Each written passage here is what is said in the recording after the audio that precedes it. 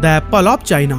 नहीं समझे? अरे भाई, Xiaomi कुछ साल पहले इसी नाम से ही तो फेमस था। इस ब्रांड ने अपने टाइम पर एप्पल, सैमसंग और माइक्रोसॉफ्ट जैसे ब्रांड्स की तो बैंड ही बजा दी थी। लॉन्च होते ही Xiaomi के फोन्स 1 मिनट में ही खत्म हो जाते थे। लेकिन अब क्वेश्चन यह है कि आज ये ब्रांड अपने डाउनफॉल की तरफ क्यों जा रहा है। आज के इस वीडियो में हम Xiaomi के राइज एंड फॉल की पूरी स्टोरी जानने वाले हैं। तो दोस्तों, 2014 से पहले तक Xiaomi चाइनीज मार्केट में तो बेहद पॉपुलर था, लेकिन इंडिया में इसने अभी तक एंट्री नहीं ली थी। यहाँ पे इस ब्रांड के बूम करने का सफर तब शुरू हुआ जब ऑनलाइन फैशन रिटेलर जबोंग के को-फाउंडर मनु कुमार जैन फंडिंग के लिए 2013 में चाइना गए। वहाँ बीजिंग में चल रहे एक कॉन्फ्रेंस में मनु की मुलाकात Xiaomi के फाउंडर ली जून से हुई और उन्हें ली के आइडियाज, बिजनेस मॉडल और अफोर्डेबल प्राइस पर हाई क्वालिटी स्मार्टफोन्स बहुत पसंद आए। मनु को लगा कि इंडिया को भी इस तरह के बेहतरीन और अफोर्डेबल फोन्स की जरूरत है, इसीलिए वो कॉन्फ्रेंस के बाद ली जून से मिले और ऑफर दिया कि वो Xiaomi के साथ काम करके उसके ऑपरेशंस को इंडिया में भी एक्सपेंड करना चाहते हैं। इस तरह से कई महीनों की प्लानिंग और डिस्कशन के बाद मनु ने जबोंग को छोड़ दिया और इंडिया में Xiaomi के पहले एम्प्लॉय बने, जिनका मेन पर्पस एक ऐसी टीम बनाना था जो इंडिया में सेल्स, मार्केटिंग और आफ्टर सेल सर्विस को मैनेज कर सके।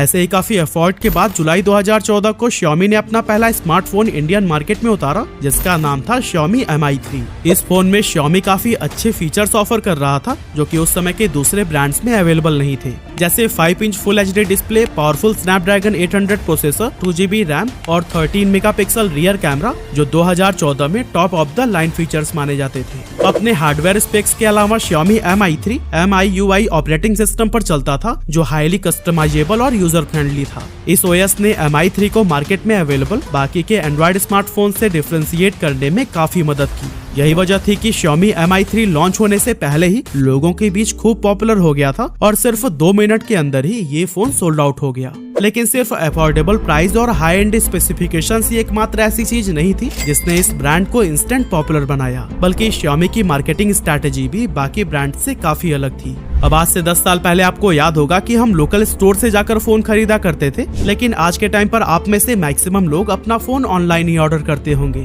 अब ये बदलाव सडनली नहीं आया, बल्कि इसकी शुरुआत काफी साल पहले हो चुकी थी और इस बदलाव को सबसे पहले Xiaomi ने ही नोटिस किया था। इसीलिए लोकल ऑफलाइन स्टोर पर अपने फोन्स को डिस्ट्रीब्यूट करने की जगह उसने ऑनलाइन प्लेटफॉर्म पर फोन्स को लॉन्च करना बेटर समझा और इसके लिए उसने फ्लिपकार्ट से पार्टनरशिप कर ली। इस पार्टनरशिप का कंपनी को भरपूर फायदा मिला, क्योंकि फ्लिपकार्ट एक बहुत बड़े कस्टमर बेस के साथ इंडिया का one of the largest online market place था। इसीलिए यहाँ पर फोन लॉन्च करके Xiaomi काफी आसानी से बहुत बड़ी संख्या में कस्टमर्स को अट्रैक्ट करने में सफल हो गया। अपने पहले स्मार्टफोन की सक्सेस के बाद Xiaomi ने 2014 में ही Redmi 1S लॉन्च किया, जो कि Qualcomm Snapdragon 400 processor, 1GB RAM और 8GB इंटरनल स्टोरेज प्रोवाइड करता था और इसका प्राइस रखा गया था सिर्फ 5,999 रुपए। सेम ईयर ही Xiaomi ने अपना एक और affordable smartphone Redmi Note market में उतारा और इसका प्राइस रखा गया था सिर्फ 8,999 रुपए। इन सभी अच्छे स्मार्टफोन्स ने Xiaomi की स्ट्रॉन्ग ब्रांड इमेज डेवलप कर दी और लोगों के बीच इसकी डिमांड खूब बढ़ने लगी।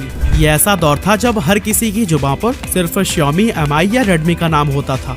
Xiaomi ने इसके बाद भी कई सारे कमाल के फोन्स लॉन्च किए जो कि लोगों के बीच बेहद पॉपुलर रहे और इसने हर घर में अपनी पहचान बना ली। ये अपने स्मार्टफोन्स का लुक बिल्कुल आईफोन के जैसा बनाते थे, इसीलिए यह फोन उन लोगों के लिए एक बेहतरीन अल्टरनेटिव था जो एप्पल के महंगे फोन को तो अफोर्ड नहीं कर सकते थे, लेकिन उसके जैसा लुक जरूर चाहते थे। लोगों के बीच Redmi Note सीरीज को लेकर भी खूब क्रेज देखने को मिला और इस सीरीज के फोन का लोग महीनों पहले से इंतजार करते थे। इसी क्रेज और डिमांड की वजह से Xiaomi 2017 के एंड तक बाकी के सारे पुराने प्लेयर्स को पीछे करते हुए इंडियन स्मार्टफोन मार्केट में नंबर 1 पर आ गया। अब इसके नंबर 1 पर आने के पीछे 3 मेन रीजंस थे। पहला ये कि लोग उस टाइम पर कीपैड वाले फोन्स यूज करते थे जिसकी बैटरी काफी लॉन्ग लास्टिंग होती थी, लेकिन जब वो शुरुआती स्मार्टफोन पर शिफ्ट हुए तो इसकी बैटरी बहुत ही जल्दी लो हो जाती थी और इसी प्रॉब्लम की वजह से काफी लोग स्मार्टफोन के साथ साथ एक कीपैड वाला फोन भी रखते थे। लेकिन Xiaomi इंडिया में पहला ऐसा ब्रांड था जिसने इस प्रॉब्लम को समझा और 4000 mAh तक की कैपेसिटी वाली बड़ी बैटरी के साथ स्मार्टफोन्स को लॉन्च किया। Xiaomi के सक्सेस का सेकेंड रीजन था कि उस समय सैमसंग और एप्पल मार्केट के प्रीमियम सेगमेंट पर तो राज कर रहे थे, लेकिन उनका प्राइस इतना ज्यादा था कि मैक्सिमम लोग उनके फोन्स को अफोर्ड ही नहीं कर पाते थे। मिड या लो रेंज की कैटेगरी में सिर्फ माइक्रोमैक्स, कार्बन या लावा जैसे ब्रांड्स मौजूद थे, लेकिन इन फोन से मिलने वाले खराब यूजर एक्सपीरियंस की वजह से कस्टमर इन सभी ब्रांड से तंग आ चुके थे। इसीलिए जब Xiaomi ने अपना स्मार्टफोन मार्केट में उतारना शुरू किया तो इसने इन सभी कमियों को खत्म कर दिया और सिर्फ 2 साल में ही इसने इतना तेजी से ग्रो किया कि बाकी सभी ब्रांड इससे काफी पीछे रह गए। 2017 में Xiaomi एक ऐसा ब्रांड था जिसने इंडिया में सबसे ज्यादा स्मार्टफोन बेचे थे।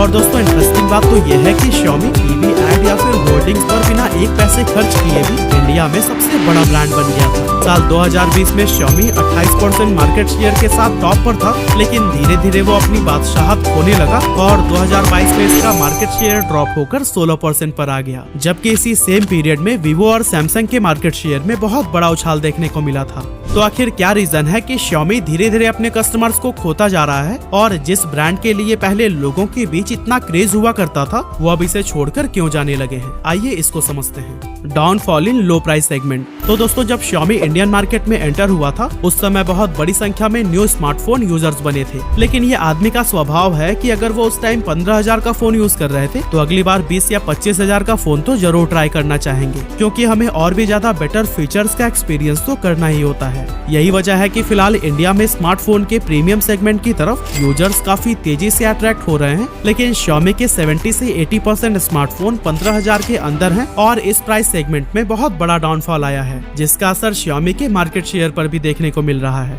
अब यही सब देखते हुए Xiaomi ने भी प्रीमियम सेगमेंट में अपने फोन्स लॉन्च किए, लेकिन उसमें अभी कुछ खास कामयाबी नहीं मिल पाई है, क्योंकि Xiaomi की ब्रांड इमेज एक अफोर्डेबल स्मार्टफोन वाली हो गई है, जिस वजह से लोग इसे प्रीमियम सेगमेंट में एक्सेप्ट नहीं कर पा रहे हैं। MIUI OS, ads and bugs. एक टाइम पर जो चीज Xiaomi को बाकी ब्रांड से अलग बनाती थी वो थी उसकी शानदार MIUI OS, जो बहुत ही ज्यादा स्मूथ थी। टाइम पर अपडेट्स भी आते थे और ओवरऑल लोगों का यूजर एक्सपीरियंस भी बहुत अच्छा था। हालांकि शुरुआत में इसके अंदर बोटवेयर और एड्स जैसे प्रॉब्लम्स आए, लेकिन इन्हें काफी हद तक सॉल्व कर दिया गया। मगर अभी पिछले कुछ सालों से ये प्रॉब्लम्स लगातार बढ़ते ही जा रहे हैं, क्योंकि जहां एक तरफ इसमें काफी सारे बोटवेयर हैं, तो वहीं दूसरी तरफ यूजर्स बग्स की प्रॉब्लम भी फेस कर रहे हैं। अब अगर आप बोटवेयर नहीं समझे तो इसका मतलब होता है प्री इंस्टॉल्ड ऐप जो आपके बैटरी, पावर और स्टोरेज को खाते हैं और इन्हें चाह कर भी आप अनइंस्टॉल नहीं कर सकते। अब अगर आप Xiaomi का कोई सस्ता फोन लेते हैं तो उसके अंदर MIUI में कई तरह की प्रॉब्लम्स और बोटवेयर होते हैं। यहाँ तक कि Xiaomi के प्रीमियम फोन्स भी इससे पूरी तरह से बच नहीं पाए हैं। ऐसे में प्रीमियम प्राइस पे करने पर भी जब उस लेवल की फील न मिले तो यूजर्स बहुत ही ज्यादा डिसअपॉइंट हो जाते हैं। और ये भी एक बहुत बड़ा रीजन है कि Xiaomi प्रीमियम सेगमेंट में लॉयल कस्टमर नहीं बना पा रहा है। Motherboard and camera issues. पिछले कुछ सालों में Xiaomi के फोन्स में GPS issues, overheating, poor battery life, laggy performance और नेटवर्क कनेक्टिविटी इश्यूज देखने को मिले हैं। Redmi Note 10 Pro और Redmi Note 10 Pro Max के कस्टमर्स ने MIUI 13 अपडेट के बाद कैमरा क्रैशिंग जैसे इश्यू रिपोर्ट किए थे। जब वो फोन के रियर कैमरा को ओपन करते थे तो उन्हें सिर्फ एक ब्लैक स्क्रीन नजर आती थी। इसके अलावा Xiaomi के पोको फोन्स में भी बैटरी बहुत तेजी से खत्म होने, फॉल्टी अपडेट्स और खराब मदरबोर्ड जैसी प्रॉब्लम्स देखने को मिली, जिसके चलते कस्टमर्स इस ब्रांड से दूर होते जा रहे हैं। No hero product. Redmi Note series हमेशा से ही Xiaomi का हीरो प्रोडक्ट था। ऐसे में अगर इस ब्रांड का कोई और फोन ज्यादा पॉपुलर न भी हुआ हो तो कंपनी को कोई खास फर्क नहीं पड़ता था, क्योंकि Redmi Note 3, 4, 5, 6 या फिर और भी इस सीरीज के कई सारे फोन्स इतने पॉपुलर थे कि वो हमेशा से ही डिमांड में रहते थे, जिससे कंपनी की कमाई तो होती ही रहती थी, साथ ही ब्रांड इमेज भी बनी रहती थी। लेकिन अब इस नोट सीरीज का क्रेज भी काफी हद तक कम हो गया है और इसकी वजह है इस सीरीज के फोन्स में आने वाली प्रॉब्लम। साथ ही उसी प्राइस रेंज में अब OnePlus, Vivo या Samsung के फोन्स भी अवेलेबल हैं जो बेहतर यूजर एक्सपीरियंस प्रोवाइड कर रहे हैं। यही वजह है कि पिछले साल Xiaomi की सेल्स काफी डाउन हुई और OnePlus का Nord CE2 smartphone most selling बन गया। की पीपल्स लेफ्ट द कंपनी। दोस्तों जुलाई 2021 में Xiaomi को इंडिया में एस्टेब्लिश करने वाले मनु कुमार जैन चुपचाप बेंगलुरु से दुबई मूव कर गए, जिसके बाद इन्हें मैनेजिंग डायरेक्टर से डायरेक्टर बना दिया गया, मगर बाद में इन्होंने डायरेक्टर के पद से भी इस्तीफा दे दिया। अब इनका कंपनी छोड़कर जाना भी Xiaomi के लिए अच्छा साबित नहीं हुआ, क्योंकि ये शुरुआत से ही हर ऑपरेशंस को काफी अच्छे से समझते थे। साथ ही इंडियन कस्टमर्स के बिहेवियर से भी वे काफी अवेयर थे। इंडिया में मनु Xiaomi का एक फेस बन गए थे, जिस वजह से उनके जाने पर कस्टमर्स काफी डिसअपॉइंट हुए। Vast product line.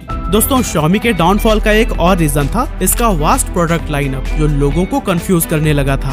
Xiaomi लगभग सेम प्राइस रेंज में बहुत सारे फोन्स लॉन्च कर रहा था, जिसकी वजह से लोग Xiaomi के फोन्स को एक दूसरे से डिफरेंशिएट करने में प्रॉब्लम फेस करने लगे और कोई भी स्मार्टफोन एक यूनिक आइडेंटिटी डेवलप नहीं कर पाया। इन्हीं सभी रीजंस की वजह से इंडियन स्मार्टफोन मार्केट का ये किंग आज बहुत तेजी से अपने डाउनफॉल की तरफ बढ़ रहा है। अब Xiaomi मार्केट में फिर से वापसी कर पाएगा या नहीं, ये तो हमें आने वाले वक्त में ही पता चल पाएगा। लेकिन आपका क्या ओपिनियन है, हमें कमेंट में जरूर बताइएगा।